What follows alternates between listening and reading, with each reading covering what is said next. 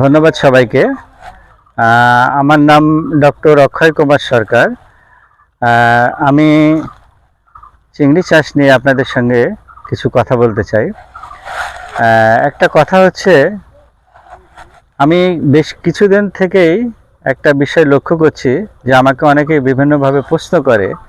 প্রশ্নটা আসলে হাস্যকর হলেও ঘটনাটা যখন মানুষের মনে জাগে তখন সেটার পরিষ্কার হওয়া দরকার। আসলে এই যে ভাইরাসটা আজ পর্যন্ত এর কোনো প্রতিকার হয়নি। চিংড়ির যে ভাইরাস, এটা আমি 2009 সালে বেলজিয়াম গিয়েছিলাম। ওখানে গেন ইউনিভার্সিটিতে এটার একটা রিসার্চ হয়, কিন্তু সেখানেও সঠিক সমাধান হয়নি। তো একজন বা কয়েকজনে আমাকে প্রশ্ন করেছেন, বা আমি এক জায়গায় গিয়েছিলাম সেখানেও এই প্রশ্নটা আসছে যে আমাদের ঘেরে বাগদা চিংড়ির ভাইরাস লাগে, কিন্তু নদী বা ক্যানেলে এইসব জায়গায় লাগে না কেন? এটার কারণ কি? তো যদি বাগদা চিংড়ির ভাইরাস যদি ক্যানেলে বা নদীতে লাগতো, তাহলে তো মা চিংড়ি পাওয়া যেত না, চিংড়ির শিল্পটাই নষ্ট হয়ে যেত। এটার বিষয়টা হচ্ছে যে চিংড়ির প্রত্যেকটা চিংড়ির ভিতরে ভাইরাস আছে, এটা ডিএনএ ভাইরাস, এটা মা থেকে আসে। তো এখন এটা যদি চিংড়ি আঘাত বা পীড়ন যদি না খায়, তাহলে এর ভাইরাসটা, এই রোগটা প্রকাশিত হয় না, মানে রোগে ধরতে পারে না। এখন আমরা চিংড়ি দেখেন যেখানে তৈরি হয়, আমরা মূলত যেখানে স্যালাইনিটি বেশি, লবণ বেশি, আমাদের কক্সবাজারে চিংড়ি তৈরি হচ্ছে, ওখান থেকে আমরা সাতক্ষীরা বা খুলনা অঞ্চলে নিয়ে আসছি। এখানে পিপিটি অনেক লবণাক্ত, অনেক কম। কিন্তু যেটা হচ্ছে কি, ওখানে হ্যাচারির ভিতরে একটা আলাদা পরিবেশে চিংড়ি পোনা তৈরি হচ্ছে, পিএল তৈরি হচ্ছে।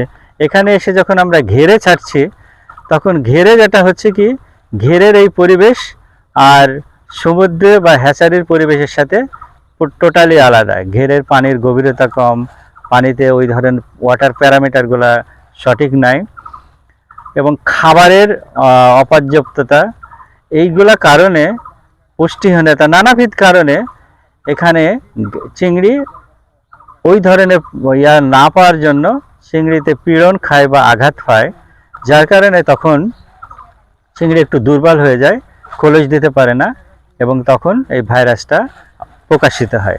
মূলত চিংড়িতে যদি খোলস দিতে পারে তাহলে সমস্যা হয় না, এবং খোলস দেওয়ার জন্য ক্যালসিয়াম, ম্যাগনেসিয়াম, কপার, জিঙ্কস এবং আপনার ভিটামিন, মিনারেল প্রিমিক্স, এবং পানির পরিবেশটা সঠিক রাখার জন্য বিভিন্ন প্রোবায়োটিক আজকাল আসছে, এগুলো ব্যবহার করা উচিত। তো এইগুলো যদি সঠিকভাবে ব্যবহার করা হয়, তাহলে হয়তো ভাইরাস অতটা লাগবে না। কারণ পর্যাপ্ত খাবার থাকলে, উপযুক্ত পরিবেশ থাকলে, হ্যাঁ, এবং খাবারের পুষ্টিমান সঠিক থাকলে, চিংড়ি ঠিকমতো খোলস দিতে পারলে, তাহলে আর ভাইরাস হবে না। তো মূল একটাই জিনিস হচ্ছে, নদীতে উপযুক্ত পরিবেশ আছে, ঘেরে উপযুক্ত পরিবেশ নাই। নদীতে একটা চিংড়ি যদি মনে করে এখানে স্যালাইনিটি বেশি বা এখানে টেম্পারেচার বেশি, তাহলে সে গভীর জায়গায় যেতে পারবে, বা যেখানে স্যালাইনিটি কম সেই জায়গায় যেতে পারবে। কিন্তু ঘেরেতেও সেই সুযোগ নাই।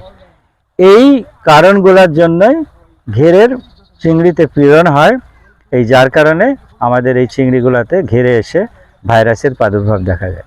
এইটাই হচ্ছে মূল কারণ। ধন্যবাদ।